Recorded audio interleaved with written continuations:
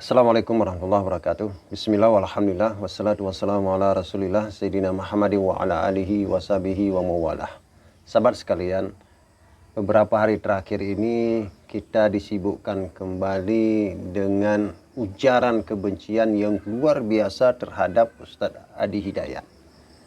Dan itu dipicu oleh ceramah Ustadz Adi Hidayat tentang makna asy'ara, di mana beliau menerjemahkan kata-kata asy'ara itu sebagai para pemusik, di mana selama ini kita jamak mendengar makna dari asy'ara itu adalah para penyair.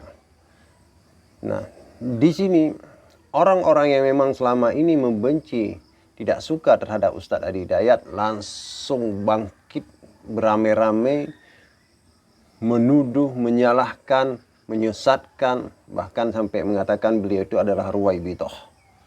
Ditulis, dipampang foto Ustadz Adi Hidayat, dicoret mukanya, ditulis ketika ruwaibithah berfatwa. Apa itu ruwaibithah? Orang ruwaibithah itu adalah orang yang tidak tahu sama sekali, orang yang betul-betul awam tentang agama kayak kita-kita ini, tiba-tiba memberi fatwa dengan otak sendiri terhadap permasalahan agama. Sementara Ustadz Adi Hidayat itu memang beliau yang belajar tentang agama. Beliau memang hafal Al-Quran. Jangan sampai kebencian kita terhadap seseorang, kebencian kita, ketidaksukaan kelompok kita terhadap seseorang menjadikan alasan begitu semangat bagi kita untuk menjatuhkan orang tersebut disebabkan oleh satu dua kesalahan. Jangan pernah berlaku tidak adil terhadap orang lain yang berbeda dengan kita.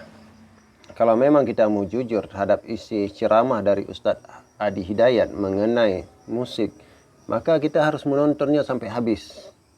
Dan kita akan mendapati di sana Ustadz Adi Hidayat tidak pernah menghalalkan, membolehkan musik secara mutlak. Beliau jelas memberi rentetan bagaimana Allah membenci para pemusik, bagaimana Allah mengecualikan para pemusik. Nah, sehingga di sini menjadi puncak orang menyalahkan beliau ketika Ustadz Adi Hidayat menyebut Nu'man bin Sabit radhiyallahu an sebagai pemusik dari Rasulullah SAW yang dikecualikan oleh Allah tersebut. Jadi sahabat sekalian, jangan pernah menjadi orang yang menghukumi orang lain gara-gara satu dua kesalahan, lalu kita mengabaikan ribuan kebaikan orang tersebut. Jangan sampai ketika kita terpleset juga kita akan diperlakukan dengan perlakuan yang sama. Begitu juga dengan para pencinta, pembela, pengikut Ustadz Adi Hidayat, kita tidak perlu membela habis-habisan ketika beliau salah. Para ulama salah, para ulama terpeleset, ustadz-ustadz besar, ustadz-ustadz populer terpeleset. Itu adalah cara Allah agar para ustadz tersebut tidak terjerumus ke dalam euforia ketenaran, sehingga mereka tetap bisa berjalan di atas jalan yang lurus. Satu dua kesalahan itu adalah cara Allah menegur mereka agar mereka, para ustadz tersebut, bisa introspeksi diri, dan kita sebagai pengikutnya bisa melihat bahwa siapapun itu selain Rasulullah SAW pasti punya kesalahan, dan kita tidak boleh fanatik di sini secara fanatik buta. Yang jadi permasalahannya adalah para pembenci Ustadz Adi Hidayat begitu menemukan kesalahan menjadi senjata yang pamungkas bagi mereka untuk menjatuhkan Ustadz Adi Hidayat. Dan ini adalah bukan cara-cara orang Islam.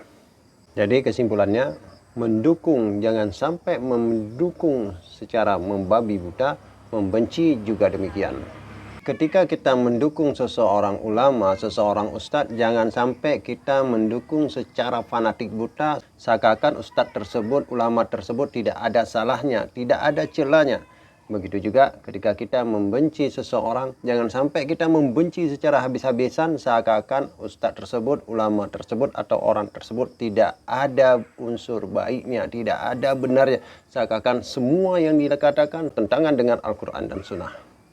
Jadi sahabat sekalian, jangan pernah menjadi orang yang menghukumi orang lain gara-gara 1-2 kesalahan, lalu kita mengabaikan ribuan kebaikan orang tersebut. Jangan sampai ketika kita terpleset juga kita akan diperlakukan dengan perlakuan yang sama. Demikian, semoga bermanfaat. Assalamualaikum warahmatullahi wabarakatuh.